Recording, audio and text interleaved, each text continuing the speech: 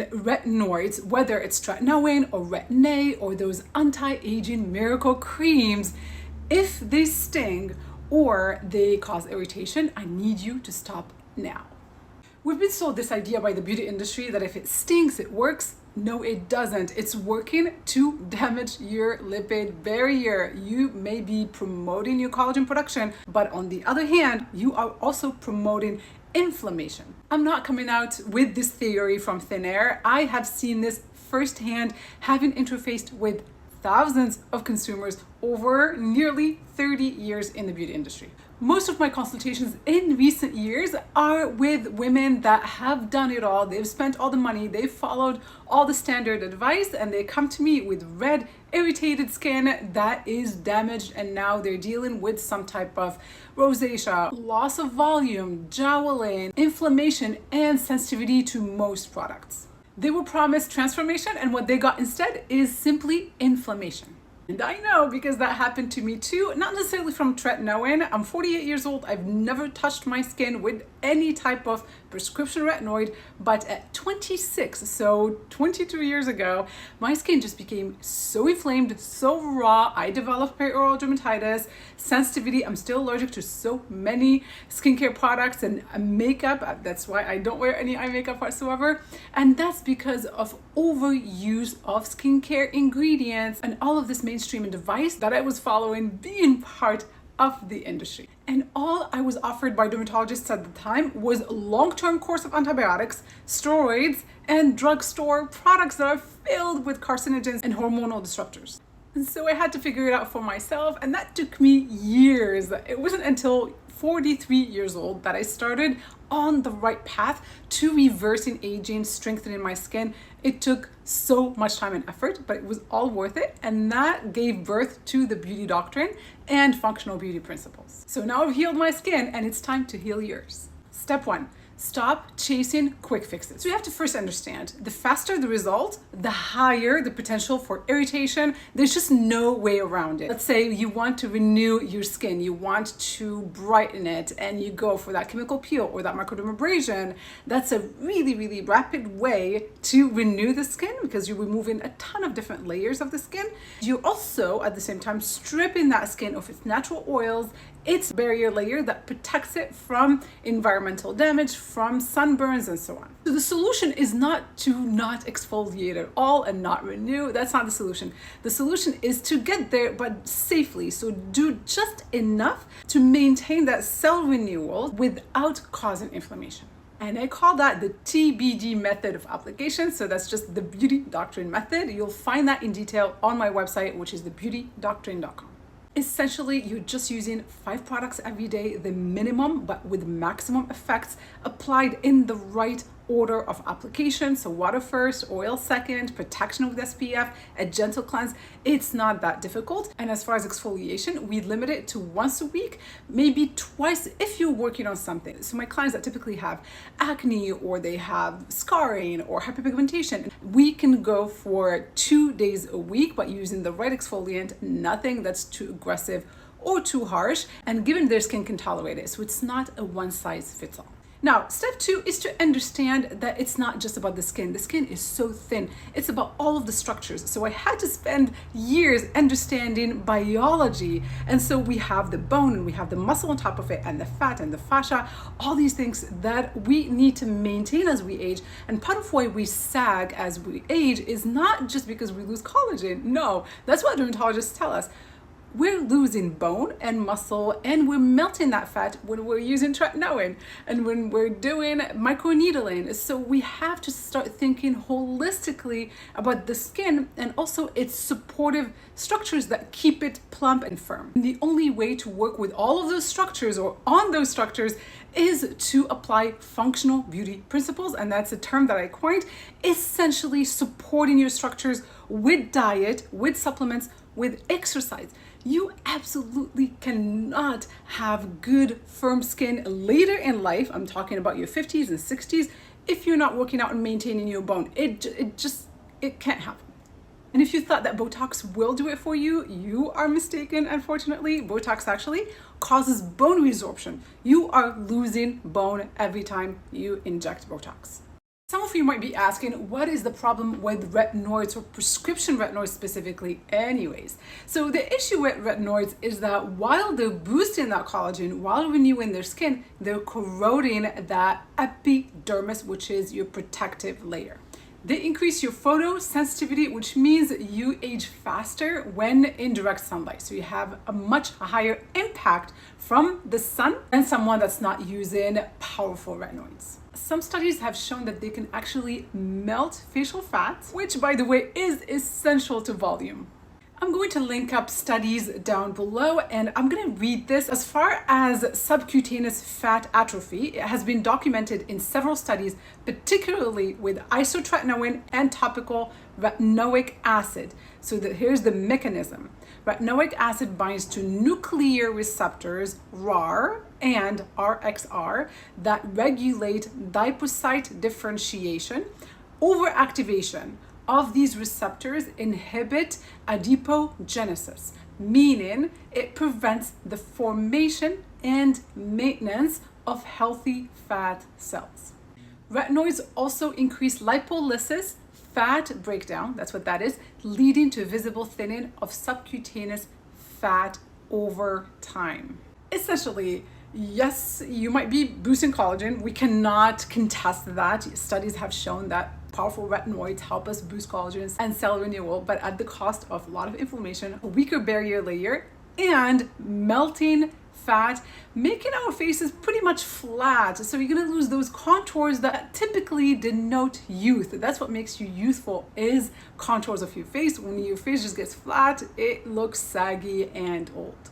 This does not mean skip retinoids or retinols. We should know that retinol or retinoid is just the scientific name of vitamin A. So we still need vitamin A as an antioxidant. It is very protective of our DNA. We just need to go easy on the body and on the skin and go with lower doses that the skin can tolerate so we can get the benefits without the side effects. I'm okay with some topical retinols as long as they're not going to cause that much harm. I've only been able to find 2 that I added on my website because I look at not just the fact that a product has a retinol or a retinoid, so look at the entire ingredient list and ensure that the product doesn't include carcinogens, hormonal disruptors, irritants, lots of essential oils, and all these things that most skincare is packed with. I'm also going to just read this off my screen. Excessive vitamin A or high retinoid exposure increases osteoclast activity, which is the bone breakdown, and decreases osteoblast activity, which is bone formation. In animal models, hypervitaminosis A, which is too much vitamin A, leads to cortical bone thinning, spontaneous fractures, and skeletal deformities. In humans, chronic or high-dose isotretinoin use has been associated with reduced bone mineral density, especially in the spine and hips. In summary, retinoids act as bone remodeling regulators, but in excess or with chronic exposure, they skew the balance toward resorption. In facial structures, this can theoretically contribute to mid-face bone loss, exacerbating sagging and hollowing with age. Moderation, moderation, moderation. We do not need prescription anything when it comes to the skin. The skin is an organ, it's delicate, it's literally a mirror of our health, and what we're doing, we're treating it as if it's like a piece of clothing that we wear every day, and we just attack it with all these trends and perfumes and toxins, hoping that it will just buff out any imperfection. That is not how it works.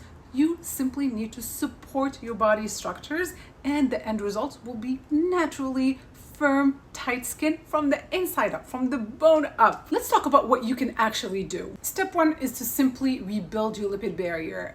You need skin that's really resilient so it can defend itself against environmental aggressors, irritants, and all the skincare that all of you keep piling on. And yes, it needs to defend itself from that skincare because it's packed with carcinogens, hormonal disruptors, and all these alcohols and irritants that break down that lipid barrier. Look up the TBD method application on my website or find the bundles for sensitive skin. So depending on how sensitive you are, you want to start with sensitive skin products. Keep it concise. So you want very few products on your skin.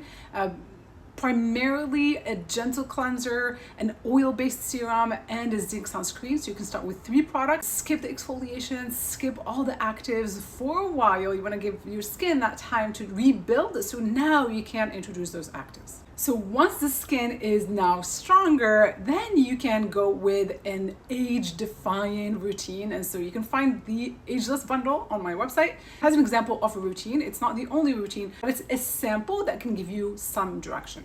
And yes, it includes a retinoid product, but it is either, I recommend one of 2, a Granactive Retinoid, which does not cause any irritation or peeling or anything like that. It's a new generation retinoid, not prescription, super gentle, but it gets the job done.